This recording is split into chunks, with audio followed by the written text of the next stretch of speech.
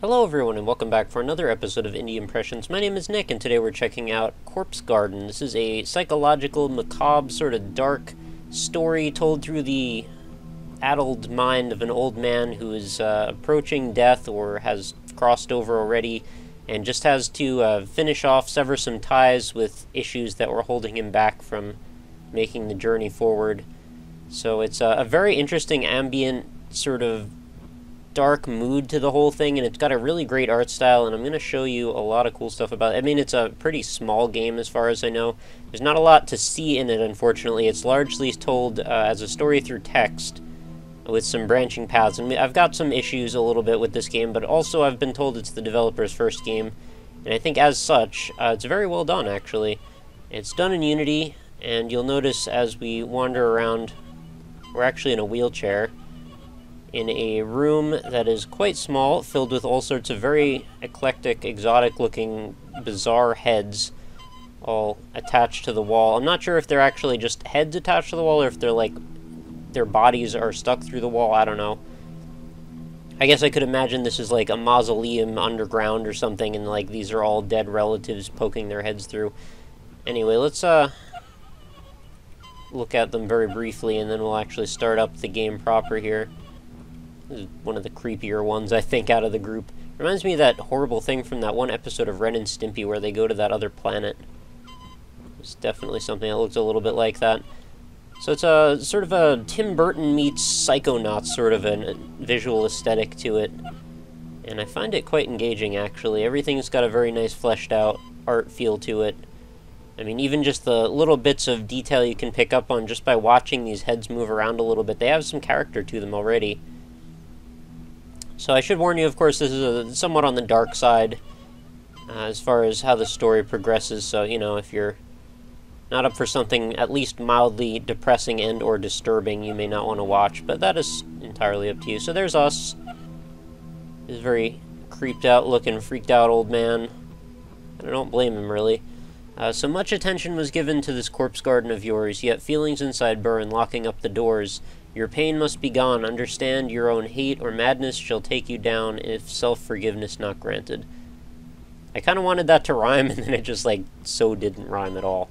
But that's okay. Things don't have to rhyme. So yeah, that's all that mirror seems to do. It lets you look at yourself and tells you that little quick thing. So when I did my trial run of this one, I didn't know exactly how to progress, because I just didn't really understand what kind of game this is.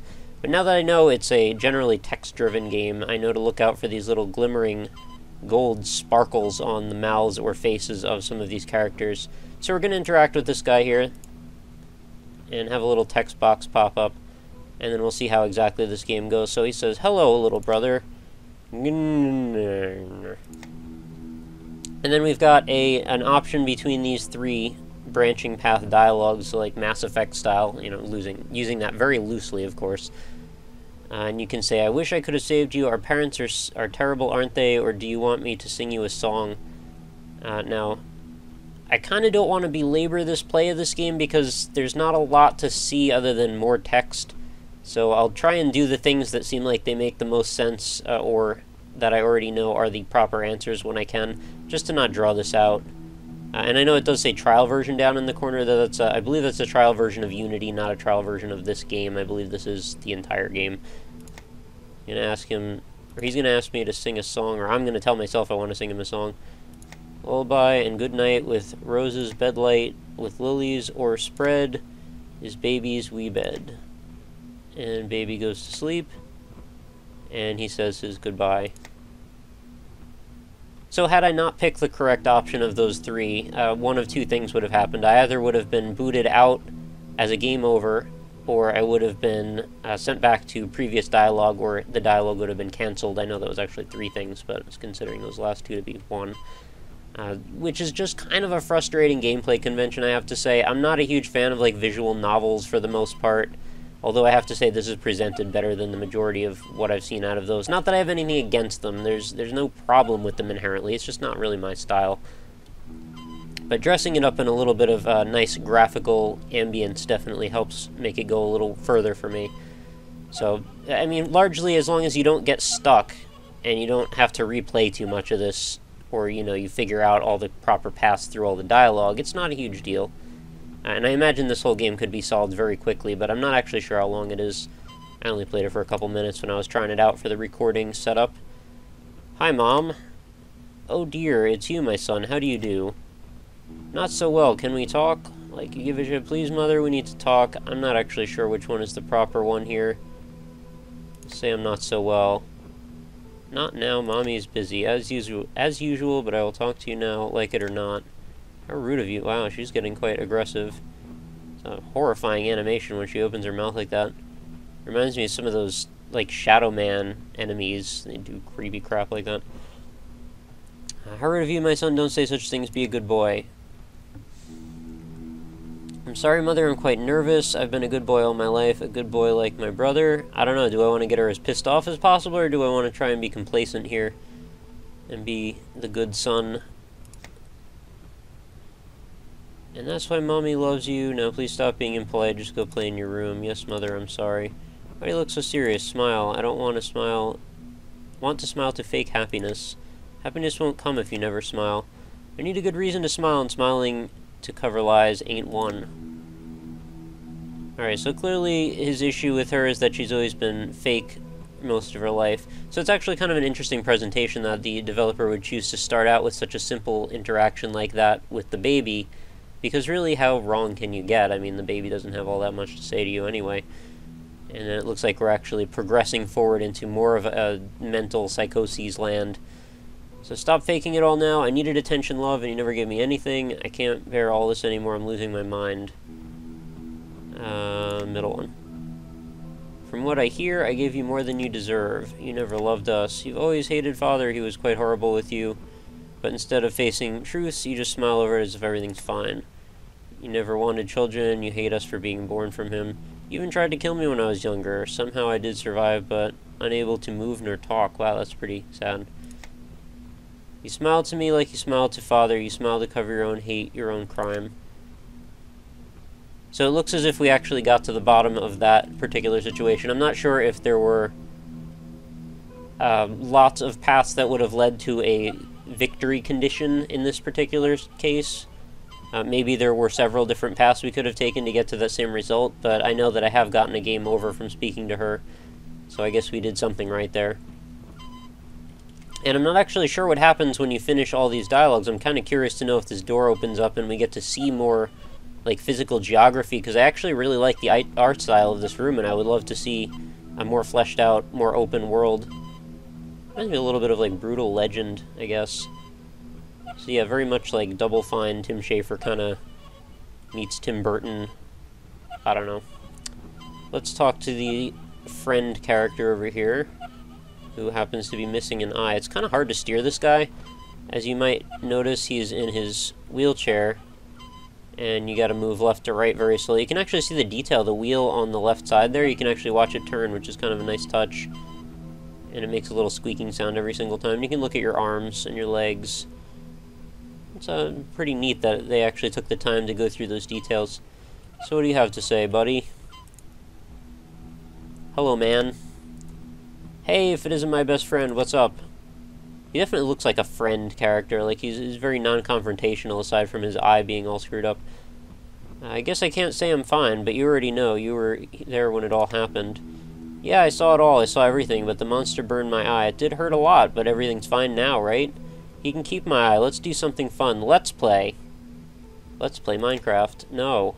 How did you get burned? I don't feel like playing. I can't move now much anyway. No, we're not playing. We'll never play again. I'll say I don't feel like playing. We don't need to move, actually. We never needed to move to play together.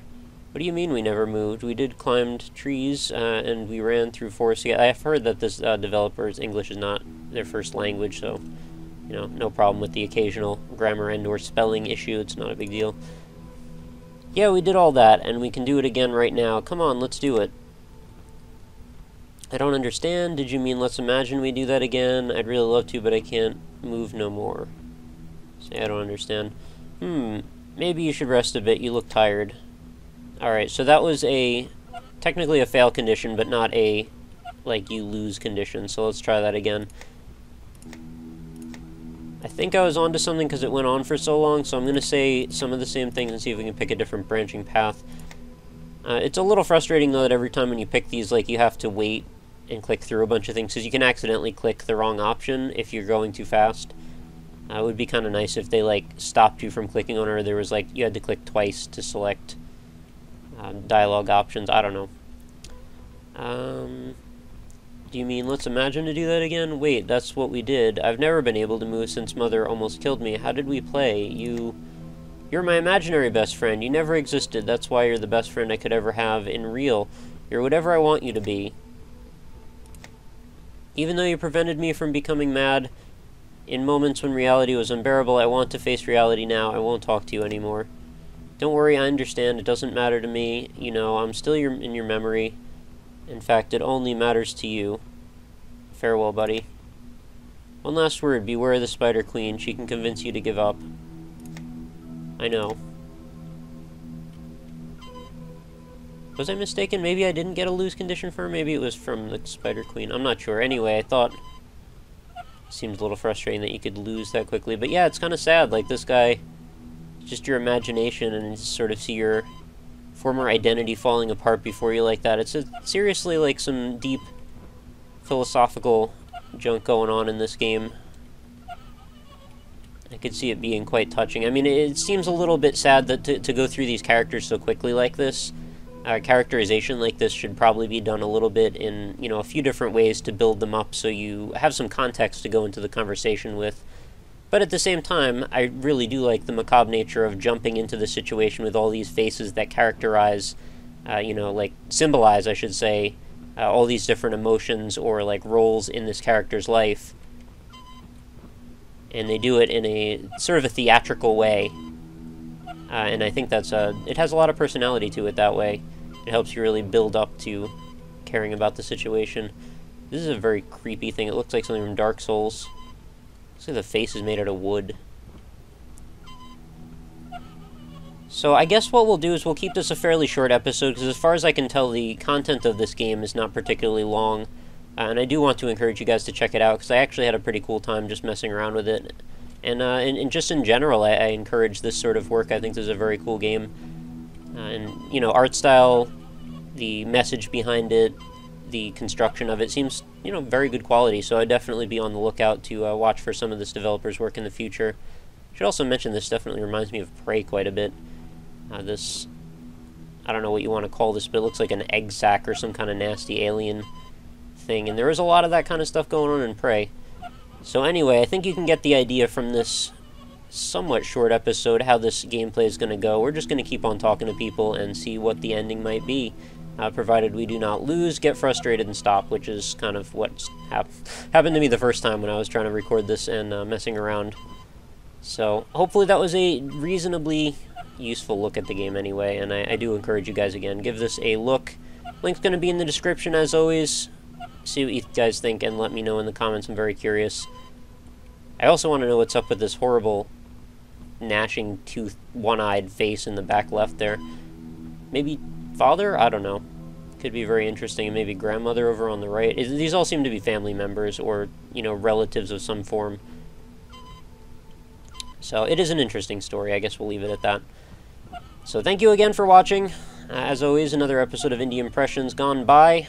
Corpse Garden, in fact. And as always, also head on over to the website, which is www.indie-impressions.com. Check out all of the videos, old and new, see what you can find in there that maybe you missed through some of the playlists. Feel free to search the games by various distribution methods or payment styles. If you want to search for all free games or all Greenlight games or all Steam games, you can do all that right through the website. Makes it nice and convenient for you. And then, of course, there are forums as well. So feel free to stop by there and check out what's going on. And maybe we can get some good conversations going again over there.